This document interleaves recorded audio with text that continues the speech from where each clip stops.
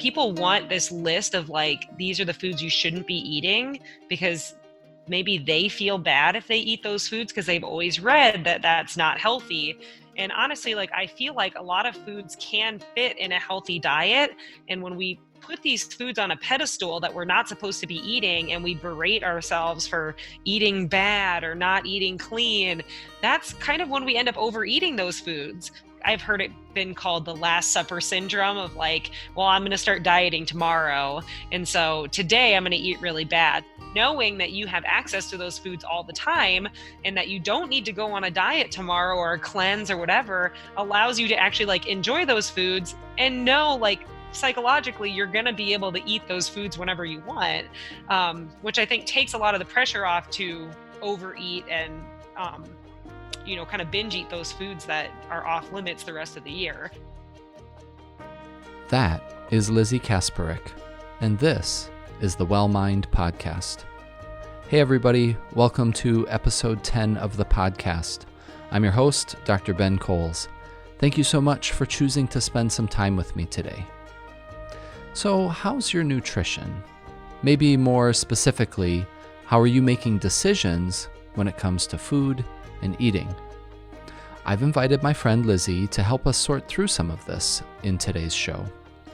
She works for Sanford Power as a registered dietitian, providing nutrition consultation for athletes across the lifespan. She's an athlete herself, focusing primarily on endurance running. And she understands what it takes to fuel properly to get the best from yourself. We begin this episode with some general discussion around the services that she provides and how people often come to nutrition through diet plans.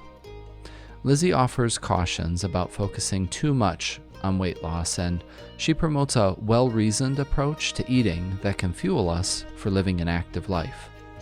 She dispels some of the big myths around nutrition and offers actionable tips for eating well. We also dive into the dangers of restricting, binge eating, and other disordered eating concerns. And we explore some of the emotional and cultural facets of food and nutrition. Lizzie approaches nutrition from a sensible, balanced, and well-researched perspective. So sit back and enjoy episode 10, Fueling for an Active Life.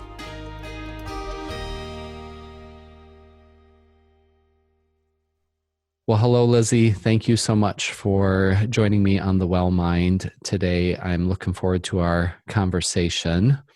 Thanks for being able to give up some of your time to visit with me. Yeah, thanks for having me. I'm glad to be here. Awesome. Well, to start things off, I think it's good if you can just do a brief introduction of yourself, kind of tell us a little bit about who you are personally, professionally, and a little bit about your background in nutrition and kind of the athletic world. Yeah, so I live in Sioux Falls, South Dakota. I am a sports dietitian, so I work in a sports training facility at Sanford Power. I technically am a registered dietitian, so a lot of people have questions about that. What's the difference between a dietitian and a nutritionist? So technically I went to school and got my master's degree and kind of specialized in sports sports nutrition.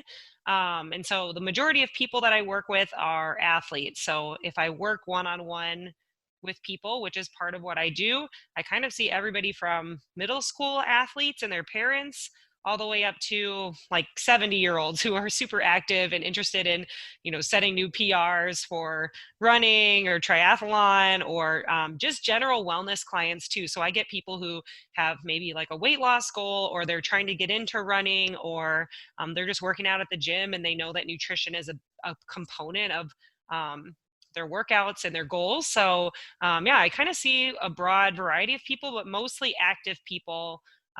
And then mostly healthy people. So some dietitians work mostly in like a clinical setting and then see people that have different health conditions. I see mostly healthy people who are interested in improving performance or health or nutrition. Awesome. Yeah. So tell me a little bit about what attracted you to this field and kind of what piqued your interest here. That's a good question. So I kind of tell people that what brought me to nutrition was training for marathons. So I started running marathons in college. I was pre-med for a really long time in college. And I went to college for like way too long, but I was pre-med. And then my senior year, I kind of was like, I don't know, I don't really want to go to medical school. I had taken physics and OChem and like these classes that I really struggled through. And I never thought I was really good at science. It never clicked. I was in a lot of tutoring. I spent hours at OChem tutoring. And then, but I had kind of been running marathons and starting to realize that nutrition played a role in that. And then I said, you know what, I'm going to go into nursing. So I declared pre-nursing. And as part of that, I had to take a nutrition course. And I didn't even know what a dietitian did, but I really liked the nutrition course.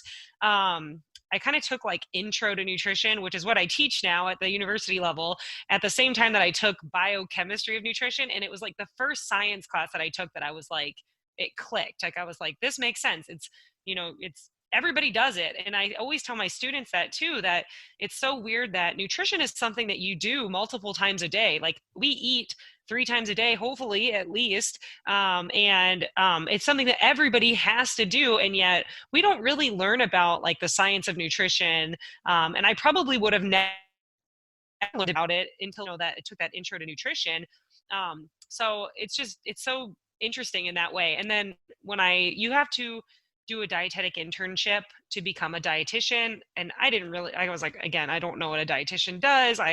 Um, I, uh, I guess applied for these programs kind of late. Like everybody in the nutrition department at that time, they had been, in nutrition club and volunteering at the hospital in the dietary department. This was a track that they had been on for a while, so Yeah. you kind of felt a little late to the game, it sounds like. Yeah, I was like 21 or 22. I mean, so I have a degree in Russian going back to that. And so I kind of graduated with that at the same time as I started taking these nutrition courses. And I had to kind of keep going for another year. Because I basically had all the courses. I just had to take like nutrition and food science and these kind of things. So I applied to this dietetic internship, and there was kind of different tracks that you could apply for. And I applied for a track that was more an emphasis on exercise science and physical performance, I guess they called it. So it was mostly focused on learning about exercise and nutrition. So yeah, the job that I took right out of school was this job here in Sioux Falls, and it really fits with what I learned about in school. So exercise and nutrition as it relates to that. Got it. Got it. Yeah. Yeah. Yeah. So, I mean, there's definitely a winding road here as you kind of explore different opportunities, different kind of niches within this field of study, but you've really kind of found a home in this kind of sports science, sports nutrition, and working with athletes. Yeah, exactly. And I think being a dietitian, there's so many things that you can do technically, many different settings that you can work in. I have friends that work in, NICUs with babies all the way to child nutrition, like in a school setting, Okay. with school food and lunches and things like that. So, yeah, it's really a broad field, and there's lots of opportunities out there. But yeah, I'm kind of landed in the exercise world. For sure, for sure. And well, you had kind of commented about your running interest and starting to do marathons in college, and that's sounds like a very personal thing. And kind of knowing you and having run with you and spent time, yeah, out on the trails like that. I know that's a big part of who you are too, just personally. So that, I guess, where did that interest start in terms of like athletics, sports, and wanting to work with athletes? Yeah, that's a good question. I guess, I'd run a marathon like every year in my undergrad years, because my dad ran marathons when I was a kid. He is a Marine, he's retired now, but he always ran kind of to keep up with his physical fitness that he needed, to do testing and stuff like that. And so he would run the Marine Corps Marathon, and we would go watch him and my uncle run when we were kind of stationed down in that area near Oh, very DC. cool. Yeah. Yeah, so I always had this goal. I'm going to run a marathon. I'm going to run the Marine Corps Marathon, but I should run a marathon first, and then next year I'll do it. And then I actually never ran the Marine Corps Marathon until a couple years ago. I ran it like maybe 3 or 4 years ago. So, but I'd run all these races then, up until then. So it was kind of just a way to stay fit. And then now, I had always watched sports. I was in the Wisconsin marching band, and I went to football games and hockey and basketball. And I never really knew that people worked in that realm of things. Now athletic departments have full-time sports dietitians. So it's kind of very unique field, and they work really even more with athletes on the day to day. So I really love working with the endurance athletes. Like I said, I get almost every kind of I'm lucky in that way that I see, get to work with a broad variety of people, which is never boring. But I really do enjoy working with endurance athletes and track and field and cross country. And then the adults that are doing triathlons and marathons and ultras and stuff like Yeah, that. right, Because you right. speak the language, if I Hmm. speak the language, I'm able to say, yeah, this is how many goos you need to eat, and be able to calculate, and I can frame that into my own practice too. And like when I'm doing these races, so it's easier for you to speak to when you're able to speak the language and really apply it to that because you've done it before. Yeah, yeah, yeah. It's not just something that you've learned about, but Yeah. it's also something that you yourself have experienced and had to sort through and kind of figure out. Yeah, in an endurance event, what do I need to do for my nutrition? I might have a plan going in, but I have to be flexible and adjust to that, especially the longer you're out there. Yeah. Yeah. Exactly. Exactly. So, like, what is a typical kind of day or like consultation with an athlete? What does that even like look like for you? So I would say day to day, and I always tell my interns this. Um, it kind of depends on how many clients I get to see.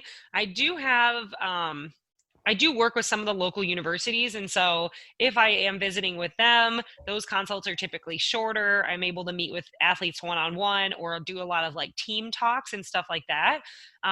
If I'm just seeing people who kind of walk in and they want a nutrition consult, they typically will fill out a food log of some sort, where I'm able to really look at what they're eating, when they're exercising, how much water, other fluids they're drinking, just to give me a good idea. So they're basically, helping me learn about their story of what is your goal, and then like what tweaks can we make based on this that would help you meet your goal. So I think a lot of times people think it's like, I meet with you and then I give you the food plan that I think is best, and it's more like, what goals can we set based on what you're kind of doing now? Because a lot of times, if I were to come in and say, oh, you want to train for a marathon and you don't run, I'm not going to make you run, 5 days a week like I do, right? So you really have to start with kind of what they're already doing and add on from there. Same thing with nutrition. I have to look at what you're doing now and then help you set smaller goals that hopefully you can build upon, so that in the end you feel confident that those nutrition changes are something that you can do. But also it's not so crazy and out there that you're not going to stick with it. Mm-hmm. Mm-hmm. Yeah. Well, and so as you're talking through that, Lizzie, one of the things that I'm thinking about is kind of like what actually happens when somebody is meeting with you versus what a person might think. Like myself, if I'd never met with you before or never talked about nutrition with somebody before, kind of like what I would expect or what I would envision. And it sounds like those two things might be pretty different, actually. Maybe people are kind of walking in expecting you to kind of have some plan laid out, some kind of best practices, and saying, these are the foods that you're going to eat, these are the times that you're going to eat, this is how much you're going to eat. But it's a much more nuanced process than that, is I guess is what I'm hearing. Yeah, exactly. And I think that nutrition changes, they're not always so complex or crazy and out there. I think that I learned about all the science, but then when it comes to the actual nutrition changes, it's like, can you add more protein at breakfast? What does that look like? Here's 3 options that would help you meet that goal. So it seems sometimes disappointing. So I always try to lay it out there and be like, this is the process.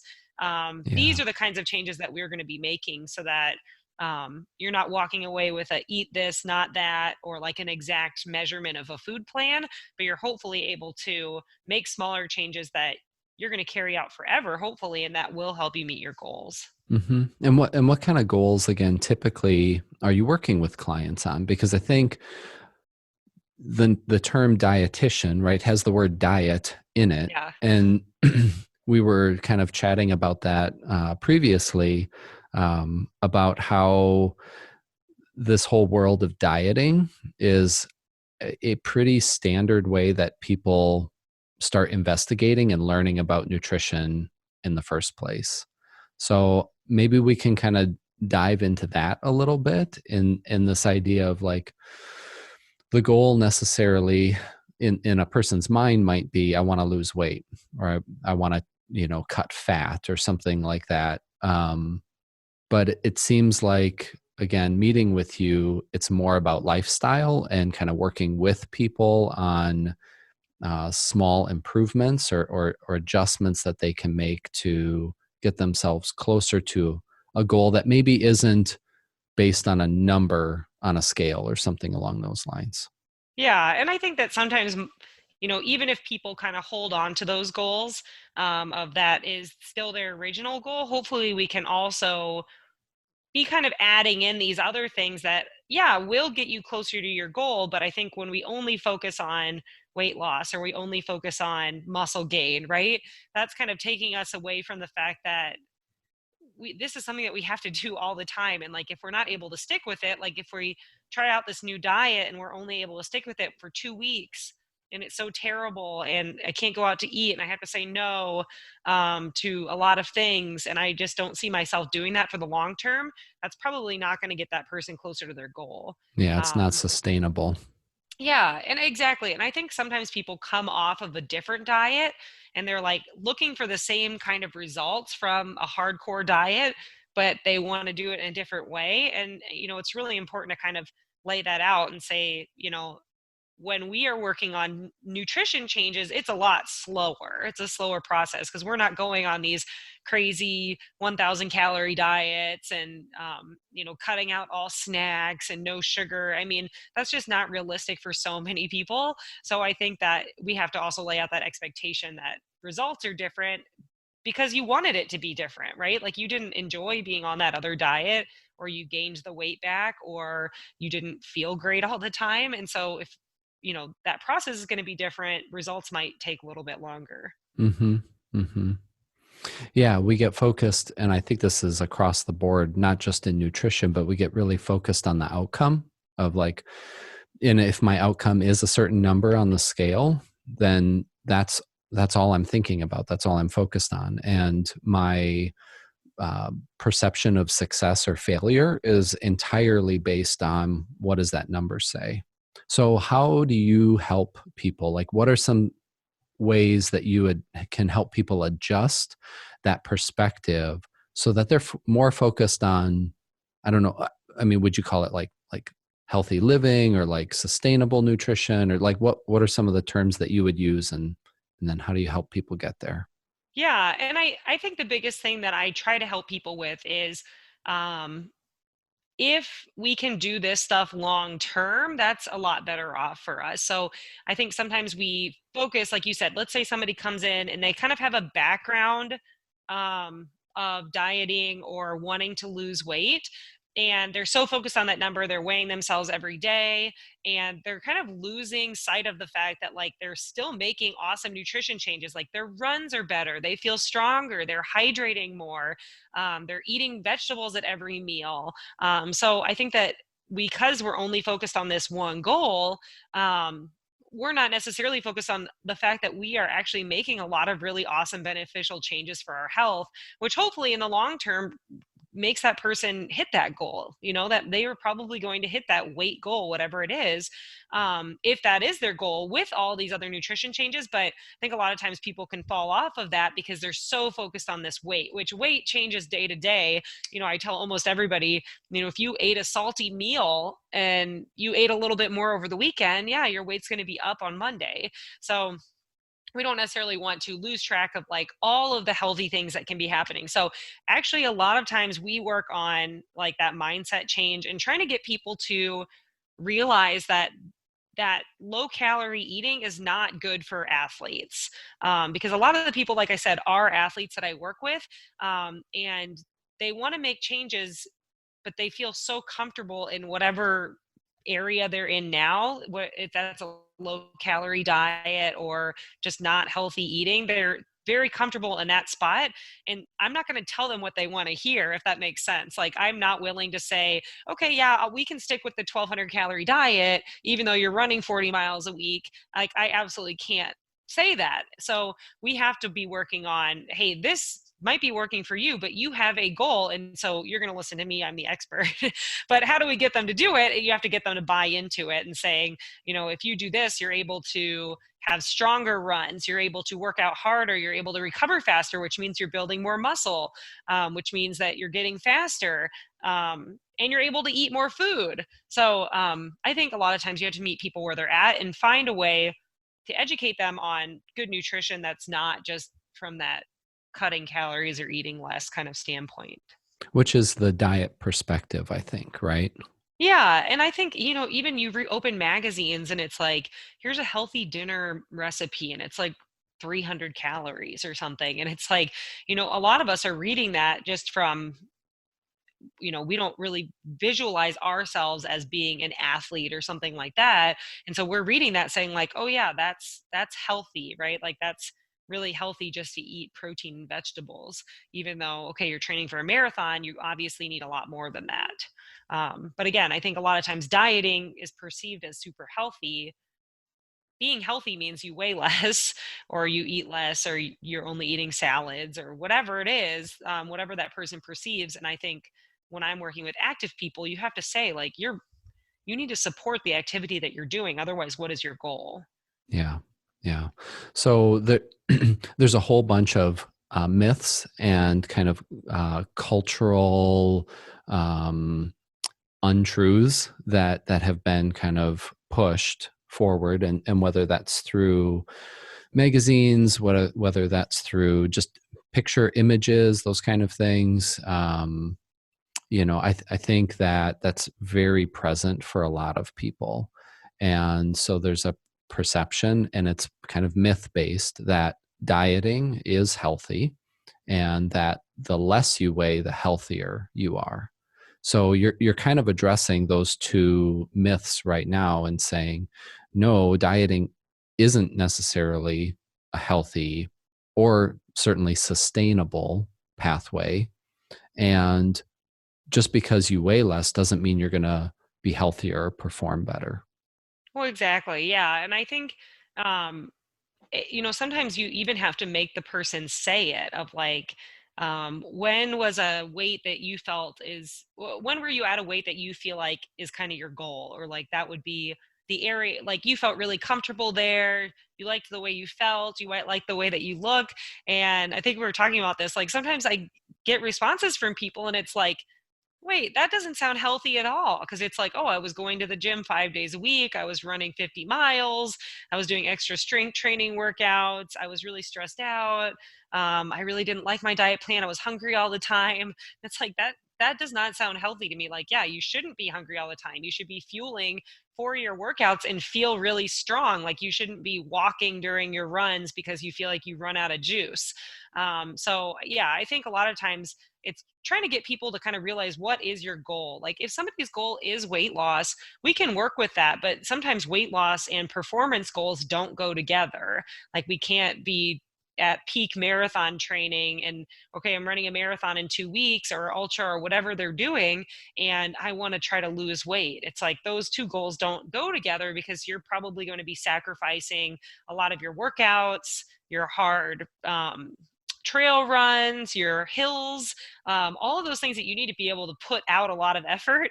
It's really hard to do that if you're under fueling, which you kind of have to under fuel or at least eat less in order to lose weight. Right. Mm-hmm. So kind of depends on what that person's goal is. And if at the end of the day, their goal is weight loss, I can work with that, but we're going to do it in a healthy way. I'm never going to put somebody on a 1200 calorie diet. Yeah. I'm really going to try to make them, again, make those sustainable changes so that it's not just about this year or even this training cycle. It's about long term. Unless you're an Olympian, you're training for the next Olympic trials, which, yeah, that's just this year, whatever. Um, you have the rest of your life to be active and healthy. So hopefully we can get people to kind of we can meet together in the middle.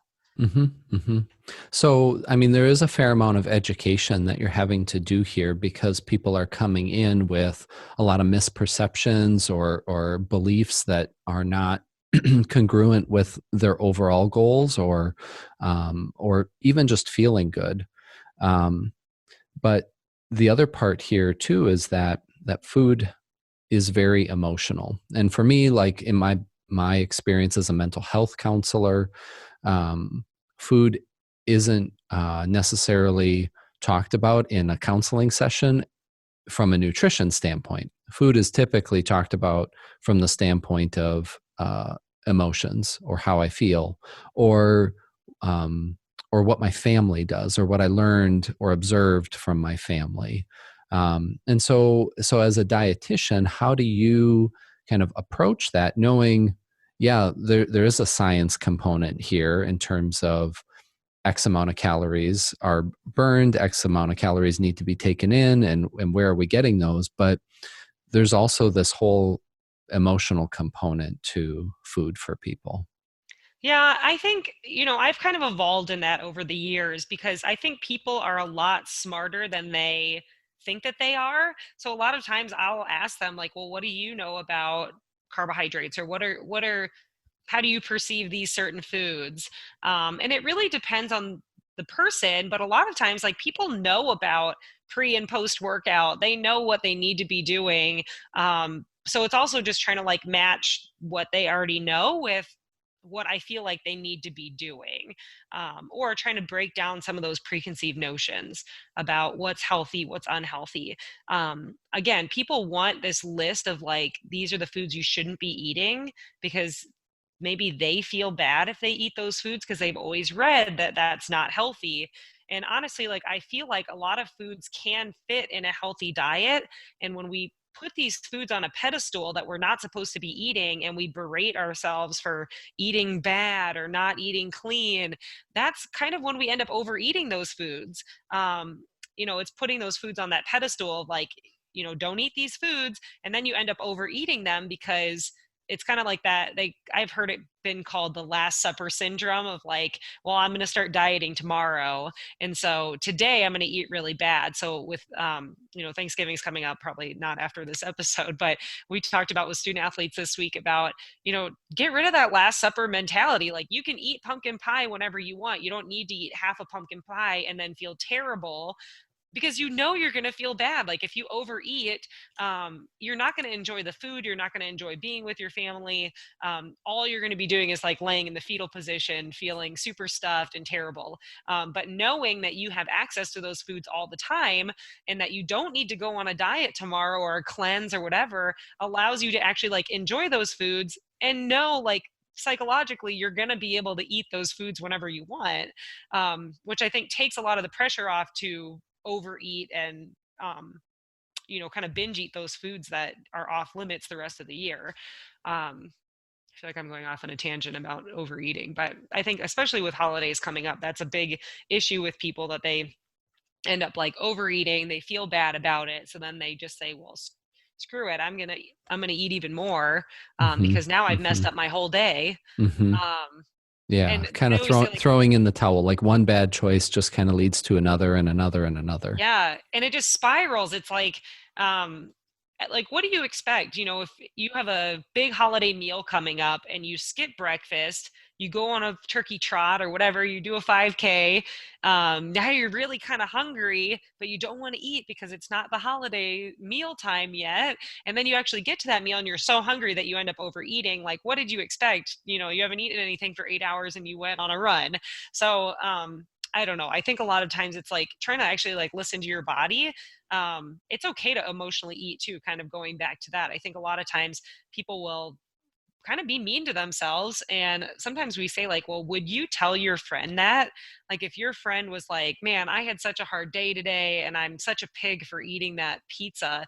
I ate 2 slices of pizza. It's like, would you tell your friend that they were a pig for eating those foods or that they're out of control? Like probably not. You'd say like, well, yeah, you had a bad day. That would happen to anyone. Hmm. Hmm. Anybody would turn to those kinds of foods. So I don't Yeah. know. I think a lot of times people talk, the way people talk to themselves too around food is kind of Oh, toxic, and we 100%. have to work with that. Yeah, yeah. And I mean, you use the word like binge eating, and and then you're also kind of speaking about some maybe patterns of restricting that can happen too.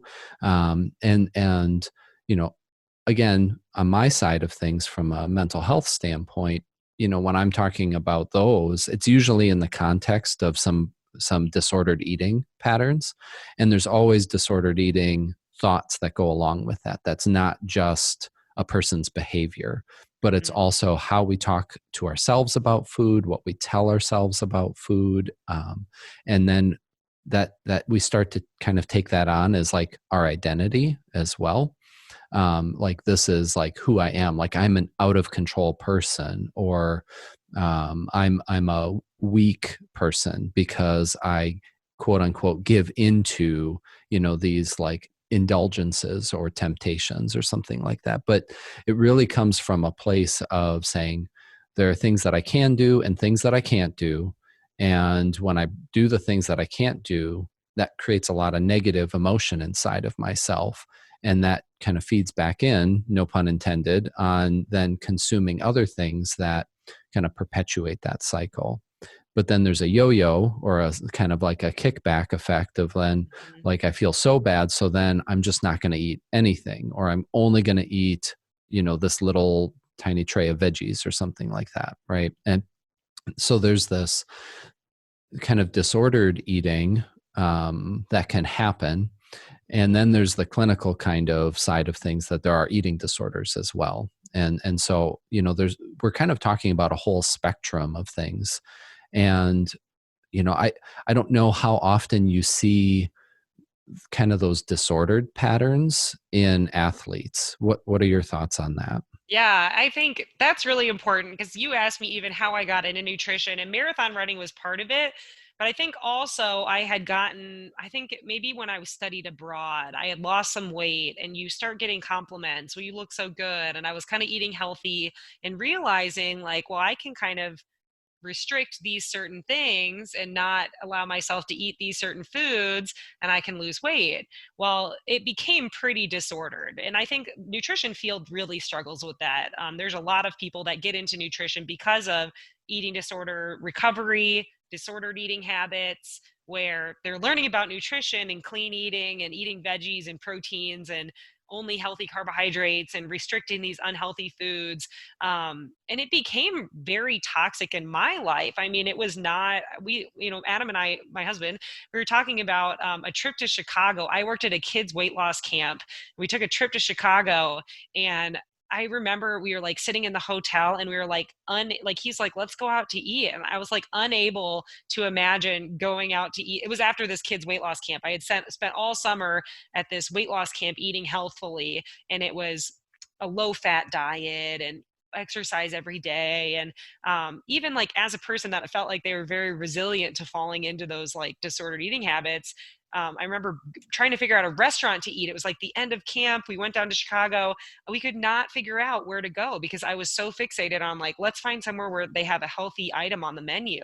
Like instead of just being like, let's go out to deep dish pizza, right? Like you It's would do if you were in Chicago. Chicago. Yeah. That Yeah, what exactly. else are you going to do? Hmm. Exactly. Or like going out to a restaurant and being like, I'll order the salad, even though everybody else is getting a burger. So I think that in the athletics world, there is a lot of disordered eating that happens. And it kind of is under this, people will say, well, that person just eats really healthfully, or that person, yeah, they have so much self control. And for some people, they do. I mean, I think that when I work with people, you can really tell when they're eating healthfully and they're legitimately doing it because they feel like it's going to help their performance, and it has no tie to emotions or trying to restrict or control things. And I think you can really tell with people. Like I was talking with somebody, a client, and they were saying like, oh yeah, I try to cut out sugary sweets 12 weeks from my race because I feel like it's really going to help. And then I always allow myself to add them back in afterwards. Right. And like you can just tell with that person, like it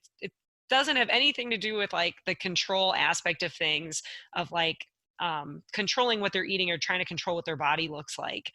Versus I think that in the athletics world, a lot of times it is about that control aspect. It's probably making very minimal effects on their performance, and yet it is something that they think about all the time. Like they're Hmm. constantly thinking about food, their next meal, recipes. They're looking at Instagram on like recipes on there, Pinterest. There are always like healthifying recipes too. That was another one. Me and Adam talked about this, like dietitianifying, he used to call it, of like, let's use whole wheat flour and add flax seeds. And it's like, no, like just eat a brownie. It doesn't have to have beans in it, you know?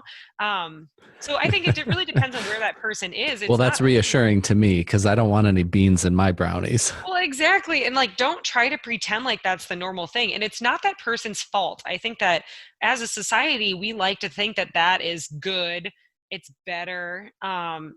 We only need to eat veggies and lean proteins. And I tell my student athletes all the time at the college level, like, unfollow people on Instagram that only eat vegetables and protein for meals, because as an athlete, you need carbohydrates. It's okay to drink Gatorade during your game when you're a starting player. Even runners, it's okay to drink chocolate milk, of all things.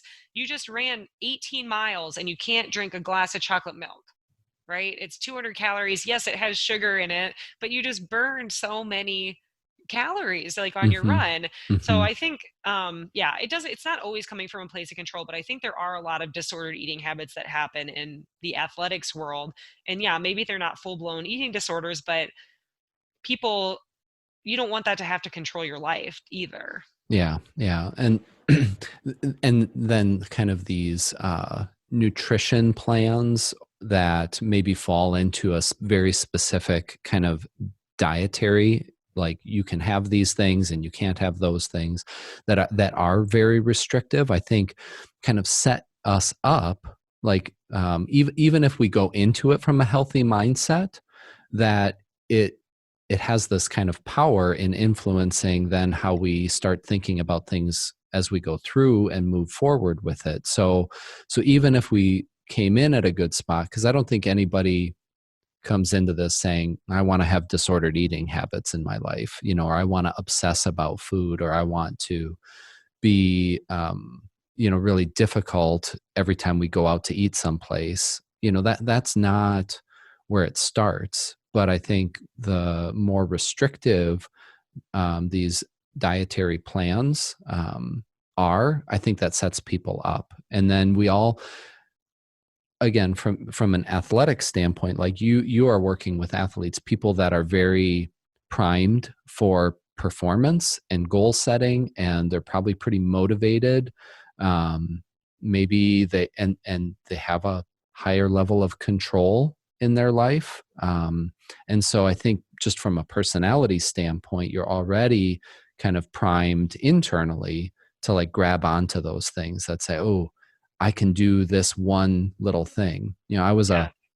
a triathlete for a number of years when we lived in Florida, and that was so interesting to me, talking to other triathletes, how they would like measure all of their equipment in grams, right? Like this pedal weighs this many grams, and this, um, you know, my goggles are this many grams, or whatever. And it was so focused on weight of equipment, but I think that really carried over into then the athlete themselves, like in terms of like cutting weight and like leading up to a race. Like you'd said, like it's 2 weeks out before this big race, I need to cut some weight, because they think that's gonna, less weight equals better performance. And so Yeah.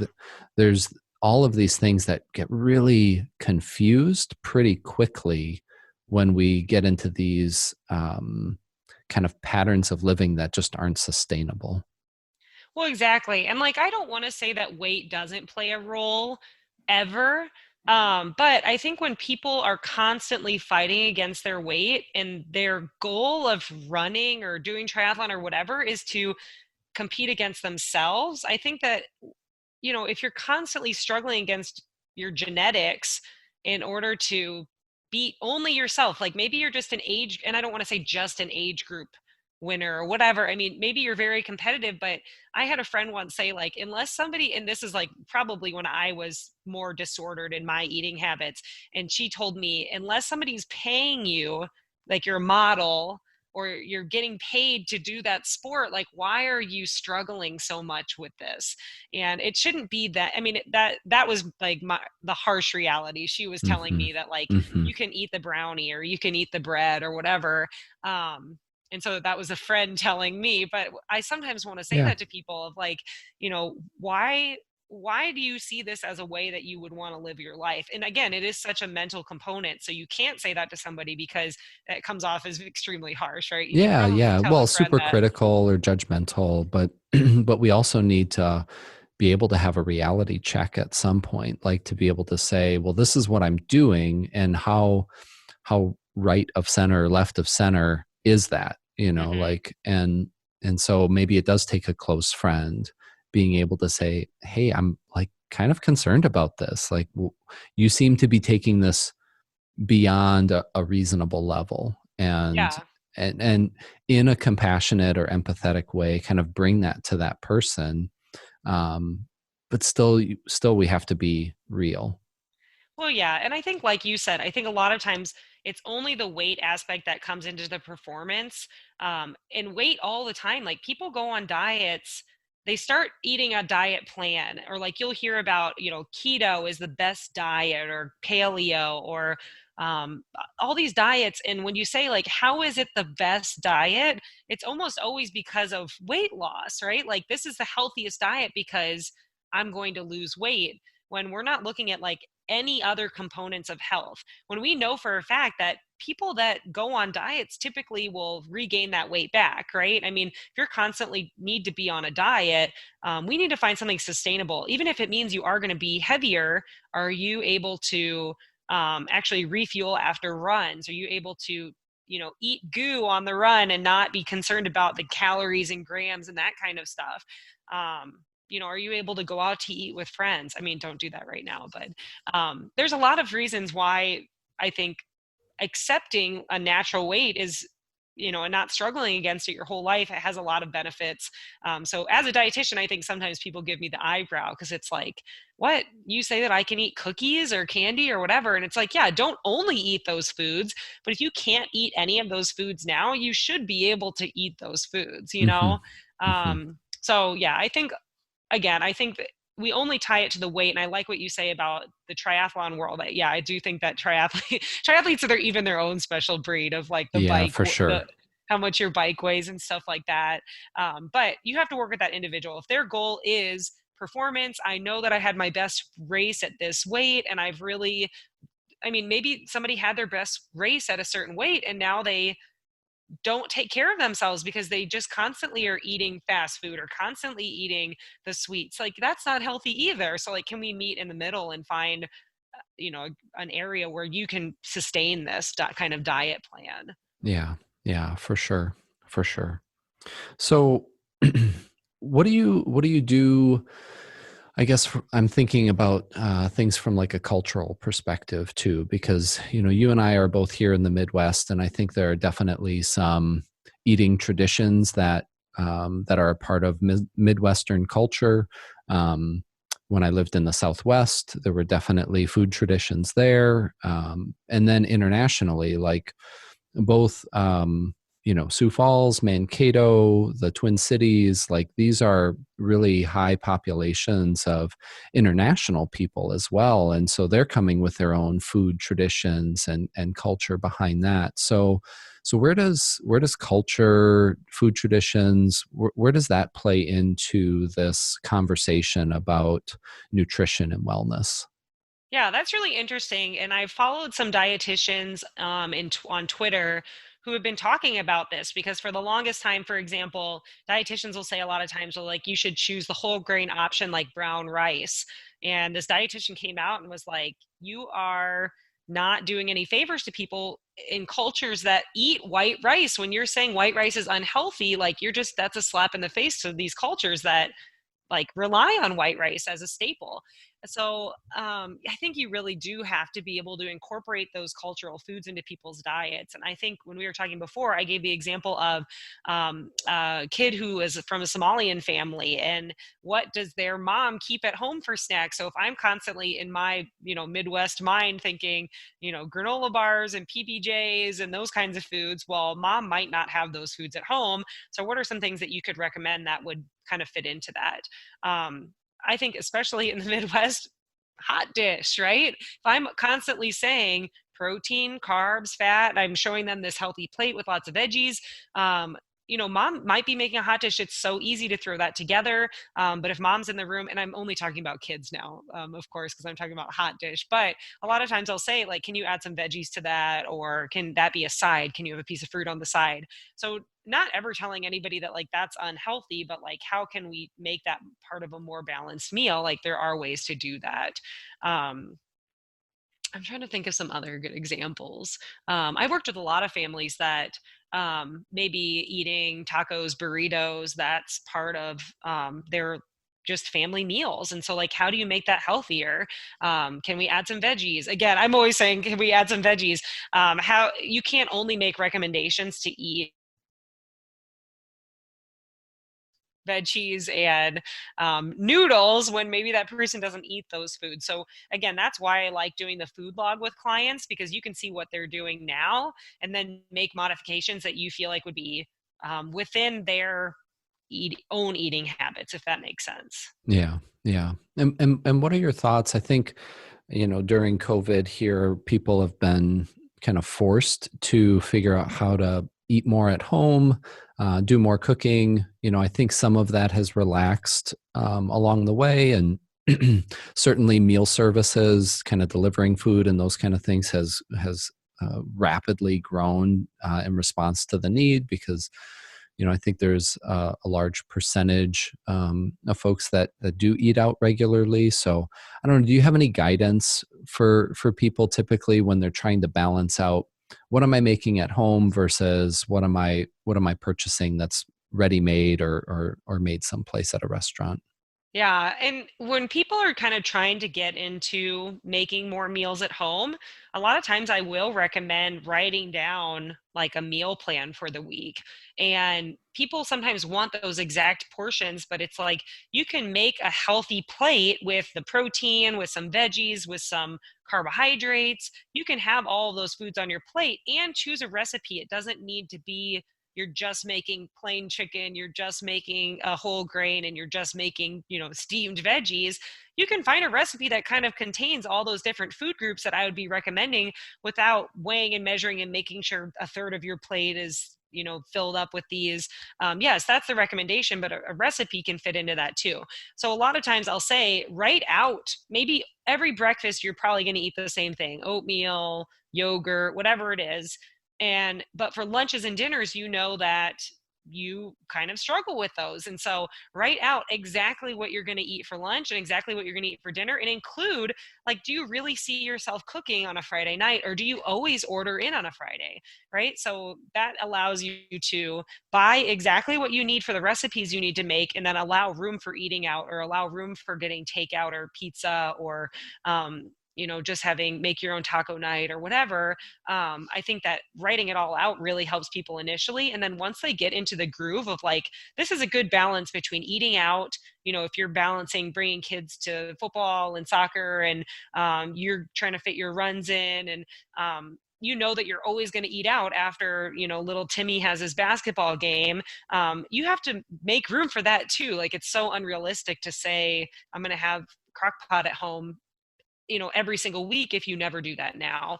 So I think finding that balance of the meal prep, writing it all down, but making room, like, realistically, are you going to cook every day? Probably not. Yeah, sure. And that again, kind of back to that cultural piece, that probably varies based on kind of family tradition, and stage of life and cultural background and heritage. Like all of those pieces can certainly influence that decision making as well. And it just kind of made me think like, well, Taco Tuesday is a pretty common thing in my house. We have some sort of taco dish or actual tacos or burritos or something like that. But those are all things that typically we make at home, right? Hmm. But and I know that is probably a better option in terms of overall nutrition than going to the fast food restaurant and picking up tacos. Not that I wouldn't do that, but that's just kind of a choice that we make. But then when it comes to something like pizza, which is a pretty common thing, I think in most households, um, we kind of balance that out between sometimes we order out, sometimes we make our own, sometimes we get things kind of ready made that we can cook, and so that there's kind of a balance there as well. But again, it's the way I think I continue to think about it is like what's sustainable, what fits within our lifestyle, because if it's a big stress or a big like effort to make it happen, I'm maybe going to do that once or twice, or maybe I'll be able to keep it up for a couple of weeks or a month. But at some point, I'm going to hit a wall with it, and if it's a huge effort still, I'm not going to want to do it. I'm not going to be able to, and then I'm going to feel bad about failing or falling through on it. Well, So, exactly. Yeah, I think, you have to take a look at what you're doing now. And with the 3-day food log that I do with people, or with the food log that I do, it's the same kind of idea. Like if I were to just all of a sudden slam a bunch of home cooked meals in there when I know for a fact that that person eats out twice a day, that is completely unrealistic for that person. So instead, what are some maybe healthier options that you could get when you go out to eat? Or okay, you usually get the Italian sub with the sausage and the extra cheese. Can we switch that to a turkey sub? So trying to switch things around that way. And what I really tell people is cooking at home is always going to probably be healthier than eating out, especially if you're trying to feed a lot of mouths and you are going to fast food more often. So if you're cooking at home for those meals and you control the controllables, that means that you can actually get stuff that you really enjoy when you do go out to eat, because people don't want to order a salad or a chicken sandwich when you're going to the burger joint or whatever. So if you control the controllables and you're eating healthy most of the time, you can make room for ordering in pizza or going out to get tacos and stuff like that. So that's a big recommendation that I always say is like, it's okay to eat out, but like if you cook at home more often, it makes eating out worth it because you'll go get the burger, right? And not feel bad mm-hmm, about it. mm-hmm, mm-hmm, absolutely, absolutely. Um, Something that I've been kind of curious about, and I've heard other kind of discussion about this on podcasts. This idea of like food deserts, that there are definitely like areas, and I get the sense that it's typically in more urban areas too, where some of these maybe options, that you're talking about, like in terms of fresh vegetables, or lean proteins, or even fresh fruits, like these kind of things are maybe scarce or difficult to access. How do you? I don't know if that. First of all, I guess is that something that you run into, and then what's your thought on how to navigate some of these like food desert issues? Yeah. Wow. That's a good question. And I should be able to say what it is because I know that I asked my college students. They had to know it on the exam this year. So, food desert, technically in a city, it's a much shorter distance than if you live in the Like a country. rural area? Yeah, a Yeah, rural yeah. area. So the city, it's a much closer distance, but you have to be within a certain distance of a grocery store, somewhere where that would have food that would meet your needs. In the country, that does happen, or a more rural area, but it's a further distance away. But you do see that in rural South Dakota or rural places in the Midwest where there's no grocery store that's close, and so they're relying on small town, like a little. convenience store, I gas was going to say station C even. store, get yeah, the Yeah, gas yeah. station. I remember we were driving to Colorado last year, and I can't remember if we were in Kansas, but there was literally nothing. We were trying to find a grocery store to stop at and like grab some turkey and some um, bread and stuff like that. And we could not, I mean, we were trying to look it up on Google, and it's like, well, we can get off the road we're on and drive 15 miles that way and get a grocery store. But there were a lot of convenience stores. So we ended up doing that. So technically, I mean, even in rural Midwestern cities, that still is a problem. And I personally don't deal with it a lot just because I do work with a lot of people here in Sioux Falls. And if I do work with somebody who lives in a more rural area, there's so much like food delivery and stuff like that that happens now with, Sure. the big companies that can deliver groceries, or they do a big run. So they'll go to Costco once a month or go to, Walmart once a month or whatever it is. But Mm-hmm. I think the biggest reason that people struggle with it in some of these food deserts is also um, trying to stretch your dollar. So if you're struggling with food in general and you're struggling with not having enough money and you're going to the grocery or you're going to the convenience store, and maybe fresh food is an option, but it's a lot more expensive than being able to get the prepackaged hamburger or the deli meat, the salami, whatever it is. You're probably going to get the option that is going to give you more calories or be more filling than the orange that costs the same amount as the entire meal.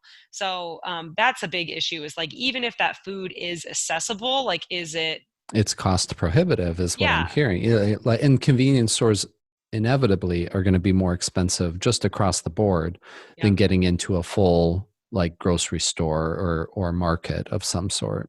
Well, exactly. And your dollar just does not stretch as far in those places. Like if you're trying to get milk, or we've done that a lot in like rural areas, we'll stop at the gas station and, they might have milk there, but it's three times as much as we could get here at the Walmart, right? So I think that's the part that's hard too. And is it front and center? And do people know to make those choices? So um, oranges and spinach don't get marketing behind them. They don't have a shiny package. And if a kid is going to the store to get their lunch, are they going to go for the stuff that's in the shiny packages and the energy drinks and the candy and the chips? Or are they going to get the stuff that, like, truthfully, they know is probably healthy, but is not packaged in a way that's marketed, right? Mm-hmm. Mm-hmm. It's not front and center. Maybe it's in the back of the store. And again, it might be more expensive. So I think that's a whole issue. And that's probably For beyond sure. my scope. But if I was working with an individual, it would be really hard for me to say, yeah, don't get that fast food. Or I remember working with somebody when I was in my nutrition grad school, and we were giving out all these recommendations: eat more fresh berries and fruits and vegetables. And the person literally said, I eat out of bags. Like, they would stop for breakfast, fast food, lunch was fast food, dinner was fast food. And so then it was like, okay, well, which places do you stop at? But if I were to continue giving recommendations based on that person could go to the grocery store when they're not going to the grocery store, but what can you get at those fast food places that would be more nutritious? Like, could you get the oatmeal instead of the pancakes, right? So um, you really have to meet people where they're at and with what budget they're working with too. Mm-hmm. Mm-hmm. Yeah. Yeah. There's a lot of wisdom in that too. It's just, again, I think, know, we live in a time where food is abundant and it's everywhere. And so we don't necessarily think that access, or being able to make the choice to have a healthy option is the issue. But there are, for plenty of families and plenty of areas, Midwest and across the country, where that really is the barrier, is the cost or the access, and the quality of it. So I think just, you're right, that is a big topic, probably one that we could spend a whole show on in and of itself, and maybe I can work on that. Um, but it is just kind of bringing that awareness that, there are a lot of resources for folks too, within communities, to provide some of that food and nutrition. I know Feeding South Dakota is a really huge organization that really puts that front and center. And I know some of the people that have worked for that organization, and that's really what they're trying to address, is this, this just lack of access, or that things are cost prohibitive for people, but they still need to have healthy options, um, and have access to that. Well, exactly. I think, it is such just a greater issue in the world, but especially with COVID and people losing their jobs, or with kids having to stay home, and then maybe somebody couldn't go to their job because they had to stay home with young kids. And then I was talking with my college kids about this. It's not only maybe losing your job, maybe having to stay home, but kids that rely on school lunch all of a sudden potentially weren't getting that school lunch. So my friends who work in school lunch programs, they are doing just like crazy work right now to get to go meals to those kids, and doing delivery service, and trying to make it fun too. But also, it needs to be accessible to the parents who are ideally still have a job and have to go to work and don't have time to go to the delivery spot. So Yeah, they I can't be think, DoorDash necessarily. well, exactly. So there's a lot of logistics that go into it, but we were just talking about that I was on the Feeding South Dakota, or some of the other sites that are like that, saying that people just during COVID um, have the amount of meals that have been needed for those people that have maybe lost access to um, their salary or their job, are needing those foods, those meals, a lot more than pre-COVID. And so it's a sad reality, but yeah, I think there are resources out there for people. And so also, when I work in sports nutrition, I've said this over and over, but typically I work with people that have access to food because they have access to sports and leisure activities. And so if they're coming to Hmm. work with a sports dietitian, we're typically not dealing with access issues. But anytime you're working with high school or college kids, sometimes that's not the same scenario. So Yeah, yeah, um, student athletes or high school, yeah, age kids, they're much more dependent upon their immediate system, and maybe they don't have those financial resources or transportation, yeah, to be able to get exactly. places. Yeah, yeah, very Yeah. true. Well, yeah, things like Feeding South Dakota. I'm sure, I'll put a link to that in my show notes here for people to access, and ones for other states within the Midwest. I'll try and link some of that up so that if you, or people that that are listening, are having access, issues to food, that hopefully you can click on some of those links and get access. So, what Lizzie, what other, I guess, resources, in terms of good education about nutrition, or people wanting to learn more about sustainable ways of eating. Like, what are some resources that you typically point people toward?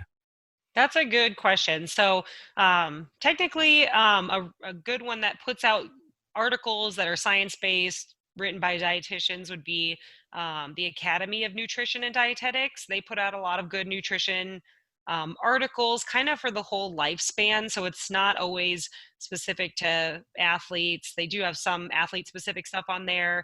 Um, but I do point that to a lot of people. They have recipes, so that's always a good one to kind of point people towards. And then they also have just subset of different groups too. So they have different groups of dietitians that work specifically in school nutrition or sports, or um, different cultural situations. So that would probably be my number one resource for people that would be science based and would have good information.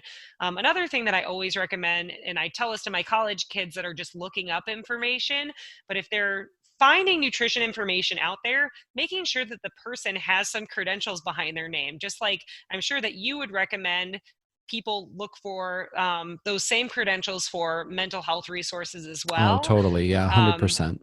there's a lot of gurus out there just in general in probably both of our worlds.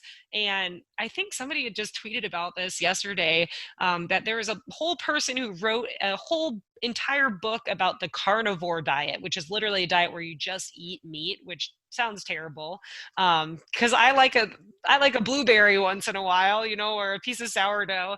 um, and then they came out and said, like, well, I do allow these carbohydrates in my diet for health reasons, like after they had already probably sold this book. So I think there's a lot of really probably sketchy stuff that goes out there. So looking for somebody who has nutrition credentials, whether that's some letters behind their name, they're a dietitian. So RD stands for registered dietitian. Somebody is a dietitian, somebody is a PhD in nutrition, they do research. That would be for almost every topic out there, right? Looking for somebody who has credentials. They work in the health field. They're a dietitian. They work for a hospital or university or something like that, where you probably know that that information is going to be hopefully good, right? Or Mm-hmm. science Mm-hmm. based, Mm-hmm. versus, you go on these websites, there's no author listed, there's no site sorted cited sources. Really, even it happens on the news, even, right? You have people that come in and speak about a topic on the news, and I will raise an eyebrow. I'm like, where is this person coming up with this? So I always recommend that for people. Look for credentials, or that person has some background knowledge, information, a degree, whatever it is in that topic. Yeah, yeah. Just be a kind of a have a critical analysis of the source, right? Yeah. And whether that's a person, whether that's a website, a book, just yeah, being able to look. And I appreciate that kind of clarification. Like, what are the credentials? Yeah, PhD and in that field of nutrition, and or being a registered dietitian. Like these are some of the symbols that kind of signify this person's been vetted, and Hmm. and they're going to approach it from a more science based rather than I feel like this is the right thing to do, and so I'm going to publicize that to everybody else. Well, exactly. Yeah. Yeah. I know research is kind of an area that you like to get involved in from time to time. I know I've bugged you over the years. You got to tell me, is beetroot juice the secret, like to performance and success? But you said it was inconclusive. Yeah, we never even published I did do a poster presentation for the ACSM. I went to a um, clinic last year and presented my poster, and there was some crazy nitrate researchers out there that were really knowledgeable about the topic, and I was like, I just like beets. So yeah, inconclusive as far as that goes, but we did. I had a lot of fun doing the study, Oh, I and had a I got to participate in science, and I brought one of my boys along. That was yeah, I forgot fantastic. that. Yeah. Yeah, Yeah, you yeah. did. That's awesome. Yeah. And I hope that people got something out of it, because people got their like sweat test results, and Hmm. yeah, so it was a good time, and my coworkers are still doing lots of research in like the brain health field. So they do research with like junior football, and um watching these kids go play football and see how hard they get hit, and um they have sensors in their helmets, and so it's very important for that's a really hot topic with concussions Oh, and for stuff like that sure. right now. So Yeah. they're still doing a lot of research, kind of focusing their efforts on junior football and brain health with MMA and football Oh, in yeah. general. So Yep. yeah. Interesting. Yeah. No, that was good. I yeah, had appreciated that. And I'm not all broken up about the results being inconclusive, because I did not necessarily care for the beetroot juice shots. I don't remember how many I had to take, but it was multiple a day for a Yeah, it was couple of like weeks. 11, I think. It was a Yeah. lot. And the bad thing is that I never drank them because You never uh drank them? no, and I Oh. tried to I asked if we could, because they had kind of expired after a while. And I think we Mm-hmm. probably still have boxes of them. Oh my goodness. But the placebo, so we had to buy a placebo like from Europe, Yep. and it was like run through a special filter. Those were expensive. And so I asked Mm. like if I could try them, once the study was over, and then I kind of let it go. But I probably should break those out. But yeah, people, we said they tasted really good when they were cold, and we had people say like, oh, absolutely not. Drink it lukewarm and just shoot it back. The less I had to taste it, the better. I kind of got Yeah. good at just putting it down the hatch. People So, swear by it though. There is beetroot powder out there. mhm. I'm trying to think if the brand was Beet Can Elite. you just, because you and I know this because we've been through this, but our audience isn't going to. What's the hypothesis behind beetroot juice and performance? Yeah, so beets are really high in nitrates. So hopefully it's helping improve, but I mean, there's a lot of research out there with like blood pressure, reducing your blood pressure. I think it's a vasodilator. God, I need to go back and look at all the research, but potentially it could improve performance. through drinking beetroot juice before you would go do a hard workout. And so people swear by it Yeah. before races or track workouts or hard bike efforts and things like that. And they do make stuff that is a powder, like I said, but you can mix it maybe with some other juice In a or smoothie or something. put it in a smoothie. Yeah. You would have to drink a lot of beet juice. Like this was you guys drank stuff that was like a shot, so it was Yeah, really it was like it was concentrated. like the size of like a 5-hour energy or something, Yep. but it was Yeah. just like really concentrated Yeah. beetroot juice. So if you were to just go out and buy beet juice from the store, you would have to drink bottles of it to get Oh no. any like amount of significance. But if you just buy the powder, you get to drink a lot less. You Got can it. mix it in with some other stuff, hopefully. So, and you know, when I tell people, you know, it is a beet, it is a vegetable. So there are a lot of benefits to eating those like purples and reds and those kind of different colors in general. Hmm. So if you Hmm. just want to add more nitrates to your diet, you can eat beets. Spinach is really high in nitrates. So just eating more like vegetables in Yeah. general will help you eat more nitrates. You don't have to choke down beet juice. Yeah. Yeah. Well, if anything, I've taken away, I need to eat more vegetables because that's the one that you keep coming back to. I definitely think that that's probably a big issue. We just don't eat enough vegetables. Is that? Yeah, I was going to say people don't eat enough, and you, I think people out there, they don't even realize that like the serving size is not even that big. You know, like a cup of vegetables is really easy. Like if you were to put broccoli in a cup, it's like 3 florets, right? So, yeah, trying to get more. I just always say if you can get 1 or 2 colors on your plate, then you know Mm-hmm. that's a good indicator that you have some good nutrition on your plate. So Yeah.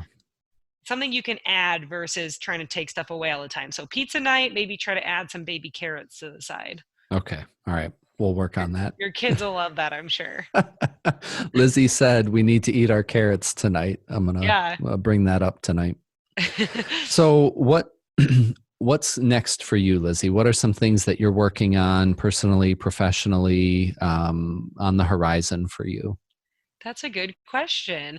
This was kind of a weird year. Just I feel like it went by so quickly since all the COVID stuff. But something that was fun that I did over the past year was I was asked to teach this intro to nutrition course. I kind of got my feet wet with that.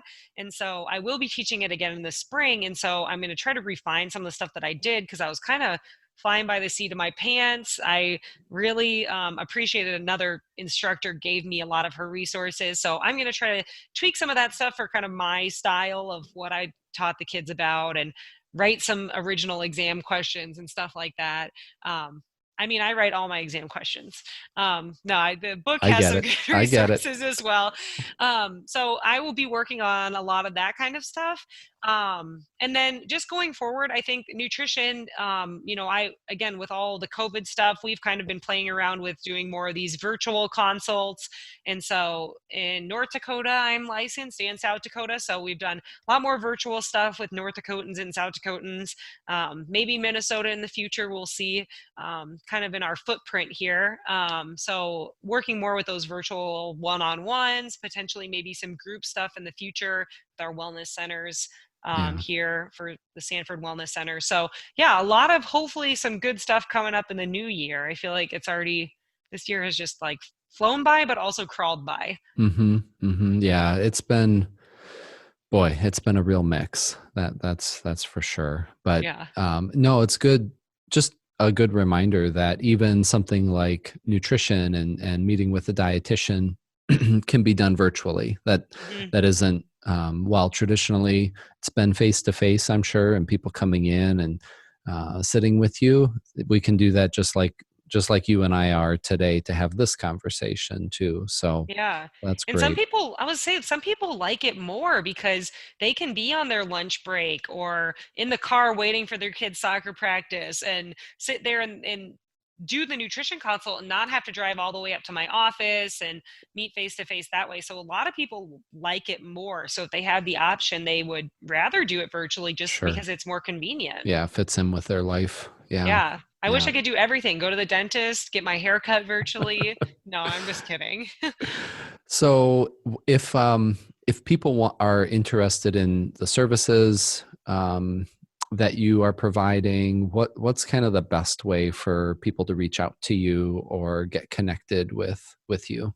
That's a good question. So people can go to sanfordpower.com. I'm going to make sure that that's the website. It is sanfordpower.com. I was like, hopefully it's not .org. So sanfordpower.com has all of my contact information on there, kind of a list of all of our different services. So it has, all the information on the testing that we do, the strength and conditioning, and kind of just our programs in general. We have a lot more to offer, including nutrition, but a lot of the stuff that I kind of assist with that the exercise testing and kind of things for people of all ages. So sanfordpower.com will have all that. Awesome. Yeah. I'll link that in the show There. notes too, so that people can get connected with those services if they're interested. Perfect. Awesome. Lizzie, it's been fantastic visiting with you today. Kind of covered a lot of ground, a bunch of diverse topics, I feel like, but it was really fascinating for me, and I hope that the audience enjoys it as much as I have today.